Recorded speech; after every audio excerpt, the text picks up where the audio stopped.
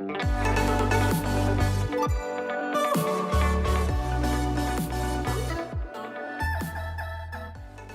1 Corinthians 1, 26 through 30, it says this: "Take a good look, friends, at who you were when you got called into this life.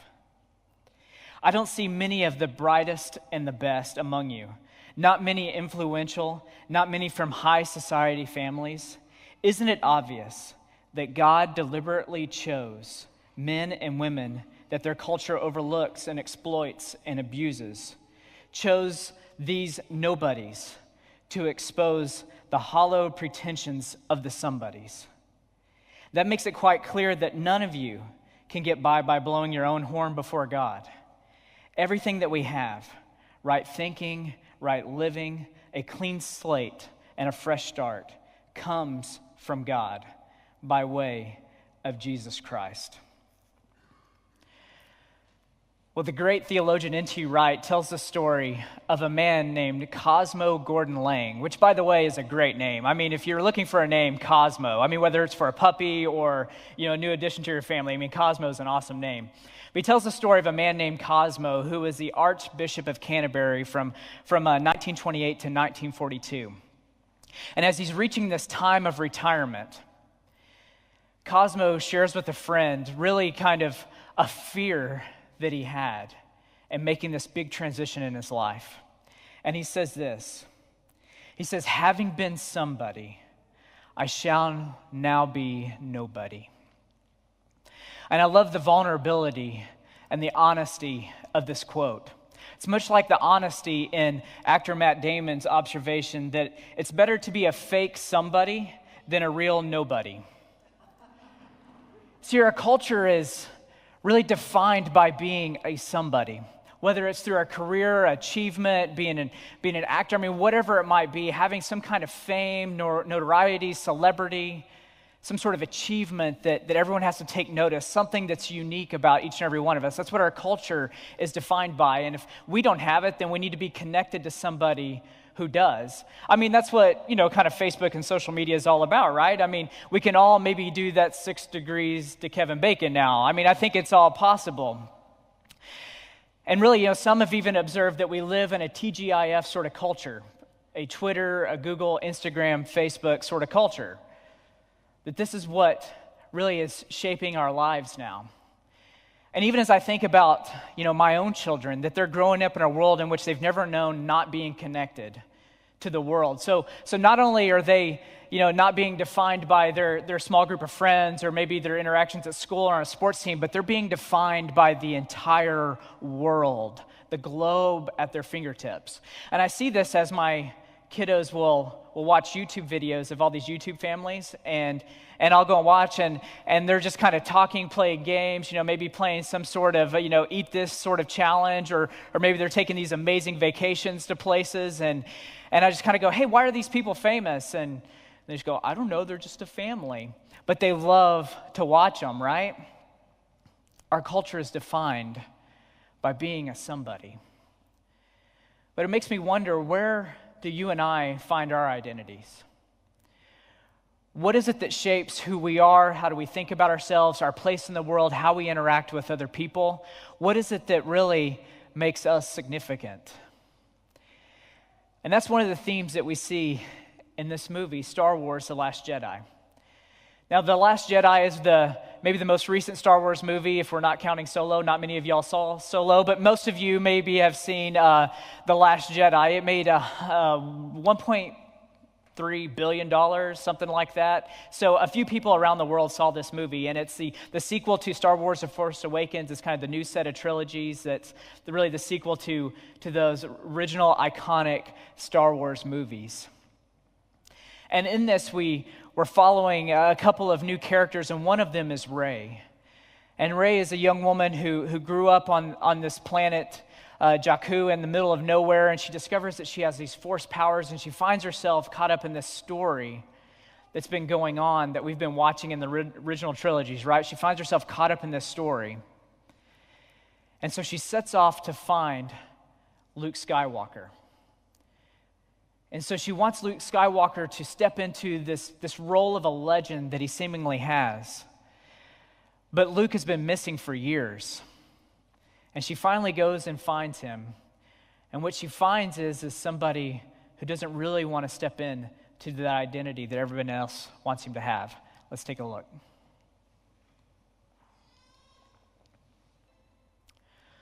Well, one day Jesus is walking with his disciples, and they're almost to this city called Caesarea Philippi. And there Jesus goes and asks them a question. Who do the people say that I am? It's kind of the equivalent of Jesus sort of Googling himself, right? And the disciples answer him, well, the people say you're John the Baptist, or maybe some say you're Elijah, some say you're Jeremiah. And then Jesus says, but who do you say I am? You see, Jesus wasn't Googling himself with his disciples and with the people to really kind of find his own identity or to be affirmed himself, but he was really asking his disciples, what do they think of who he is and what they've been doing? Jesus wants to kind of gauge their hearts. What are they observing? What are they seeing? What do they think that they really are a part of? And I see that's what Luke is doing with Ray as he's continuing to ask her, yeah, but who are you? And she's saying, we need help with the resistance. We need you to stand against the empire. And Luke is saying, okay, but who are you? What brings you here? Why is it that you are the one to come when so many others could have come? What has brought you exactly? And so as Jesus asks this question, then Peter, in all of his boldness, speaks up that you are the Christ, the Messiah, the one that we've been waiting for, the one sent by God. You are the Son of God. And Jesus says to him, flesh and blood didn't reveal this to you, but my Father in heaven. Jesus says to him, okay, now that you know this, who are you, Peter? Because you, Peter, upon this confession, I will build my church. We translate it church, but it's this assembly, this group of people, this movement of people in the world who are defined by faith, hope, and love. And Jesus says the gates of hell will not be able to stand against it. Because as they're walking along this path and they're walking towards a city called Caesarea Philippi, it's so interesting that our scriptures leave, no unnecessary detail, because this city was a bit of a celebrity sort of city.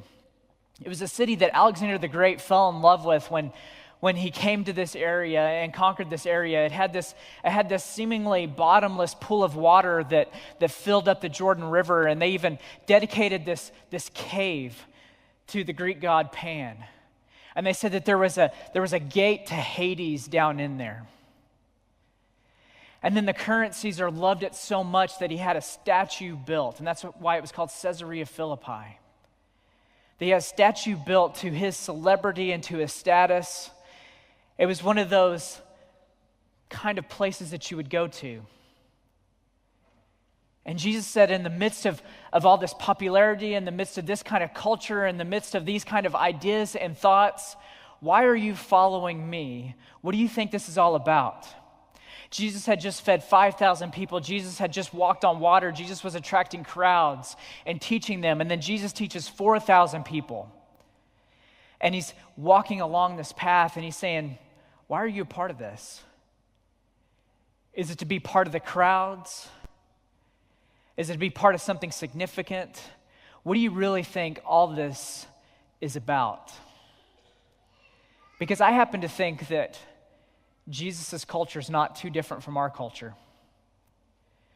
We're just more connected than we ever have been, but this same part inside of us that wants to be connected to something greater than us is still there. It was there in Jesus' time. It was there in those disciples who left everything to follow him, but had to kind of discover what Jesus was about along the way. And Jesus is saying, this is what it's about. Upon this confession, I'm going to call a group of people who are defined by love. And it's by these group of people who live sacrificially, who live obediently, who trust in a God, who live by faith and hope beyond themselves. These are the kind of people that evil cannot stand against, that injustice cannot stand against, that mistakes cannot stand against, that sin cannot stand against. It's these kind of people that I'm forming and that I want you to be. In another place, Jesus says, they will know that you're my disciples when you love one another. You see, in a culture that values significance over substance, Jesus tells us that when we love, that's when we become somebody. Because throughout our scriptures, we see that God so often called the nobodies.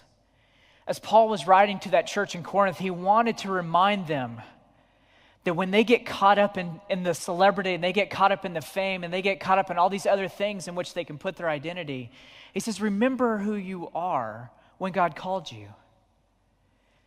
That you didn't come from the right families, you didn't come from the right status in society, but God called you to be something greater than you are because of the work of Christ that's at work in your life before you even realized it.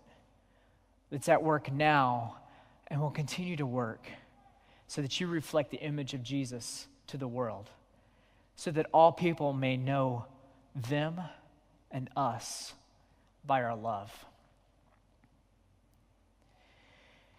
See, one of the great questions in The Last Jedi and in Force Awakens was, who are Rey's parents? Rey essentially comes from nowhere. She didn't know her parents, and of course, if you're into this sort of stuff and you have a Star Wars t-shirt on, then maybe you're kind of into all the speculation as to who Rey's parents would have been. It kind of went for the last 2 years, right? Was Rey maybe like the daughter of Luke Skywalker? Was she maybe a daughter of Obi-Wan Kenobi, who was Luke's teacher? Or maybe, it's Star Wars, it's science fiction. Was she a clone of Luke or maybe the Emperor? I mean, this stuff gets a lot of fun if you like Reddit and stuff. And so everyone is kind of speculating whose Rey's parents may be. But in this scene in which her and Ben Solo have a bit of a confrontation, and Ben Solo is a nephew of Luke Skywalker who's taken up the mantle of Darth Vader, that they have this exchange, and Ben Solo essentially tells her who her parents are. Let's take a look.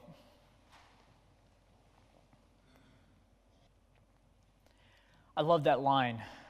I don't love it because it's a great line, but I think it really reveals where Ben Solo is when he says, "You're nothing. You have no place in this story."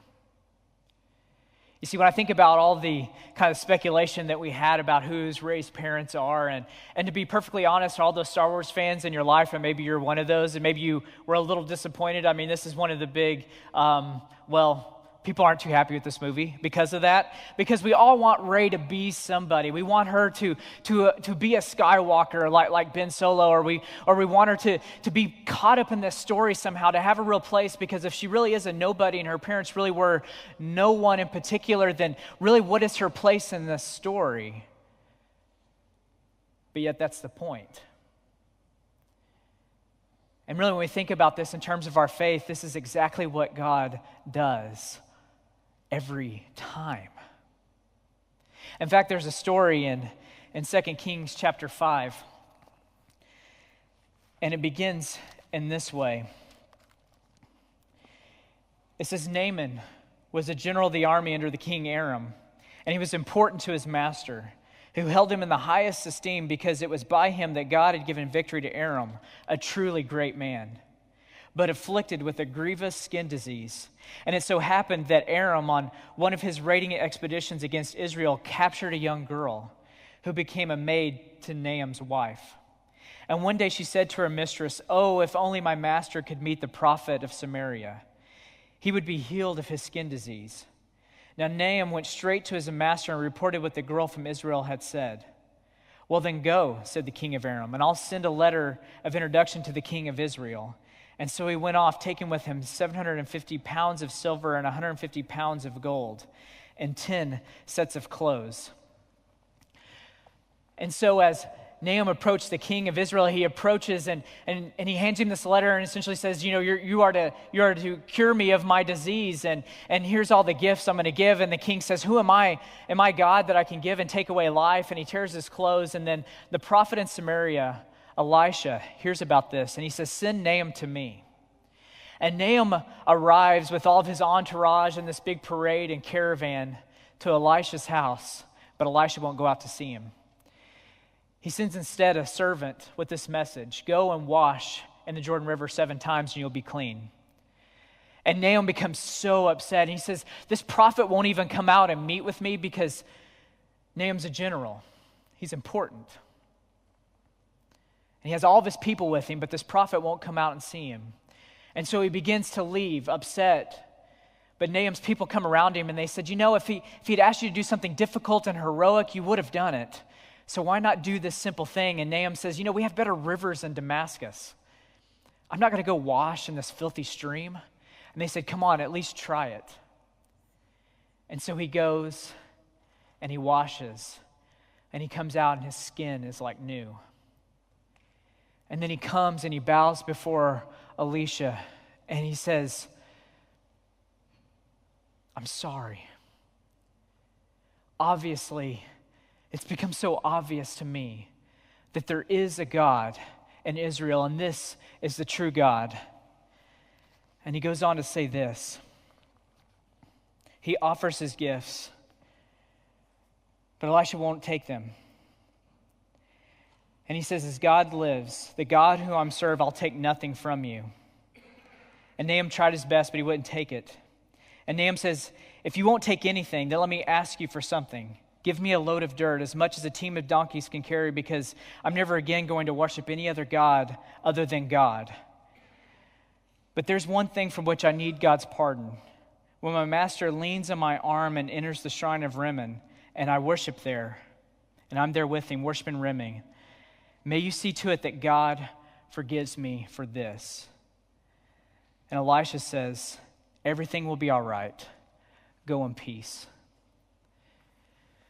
And what I love about this story is that this is really a story of a foreign general who has just went and attacked the people of God and has taken back a slave girl, but then has to go to those very same people and ask to be healed. And in the midst of this, God is working in his life, and then he has to go into the Jordan River to be baptized, and it's only then that he is healed. And then he comes and he says, I have to go back to my people, and I know that there's only one true God, but yet when my master leans on my arm, will you ask God to forgive me?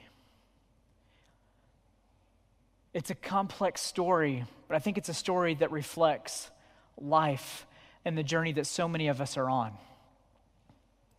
Here at Table of Grace, we talk about belong, believe, become.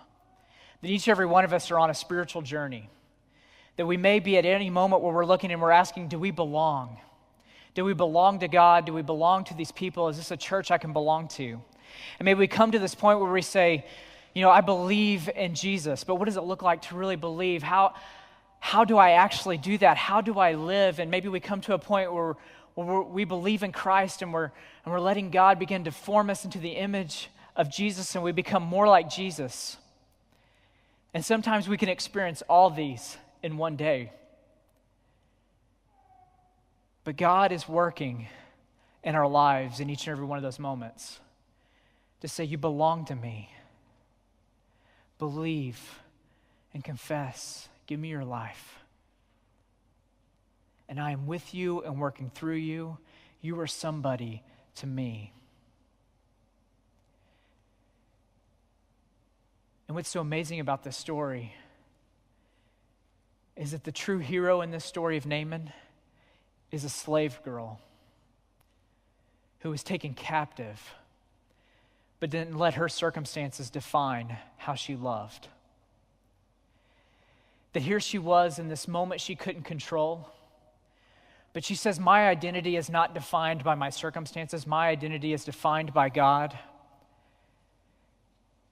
And what I would hope more than anything is this person that's in my life would know the grace of God that I know. If only he knew the prophet in Samaria, that I know that he would find the healing that he desires. See, for many of us here today, we're in circumstances we'd never choose. We're in situations we don't want to be in. Maybe we're around people who test our patience and test our faith. Maybe we're in these circumstances and we have a choice. What will define our lives and our identity?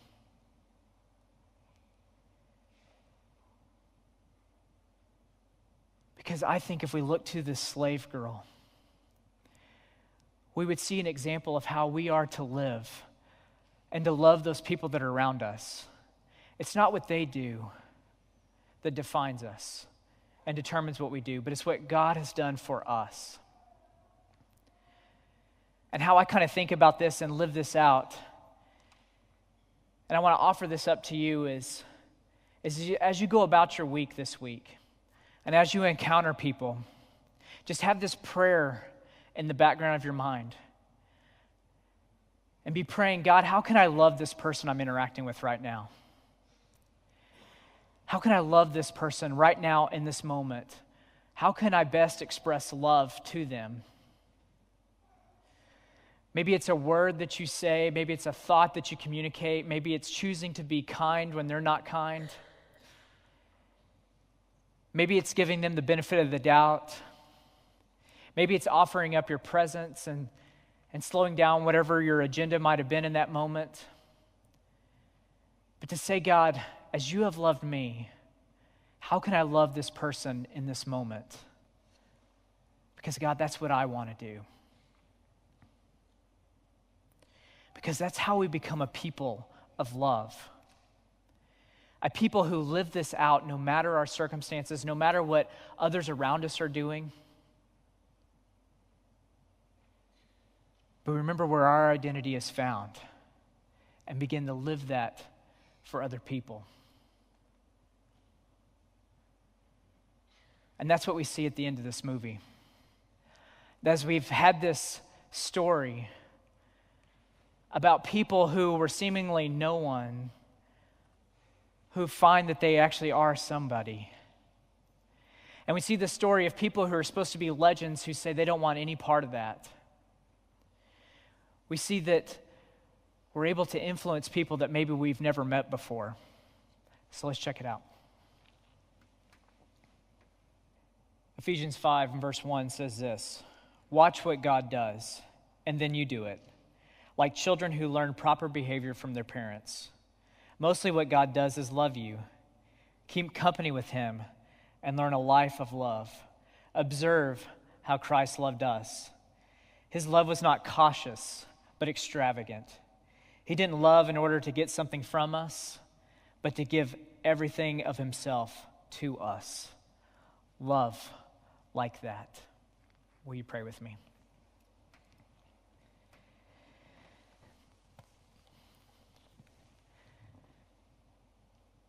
God, as we come to this place,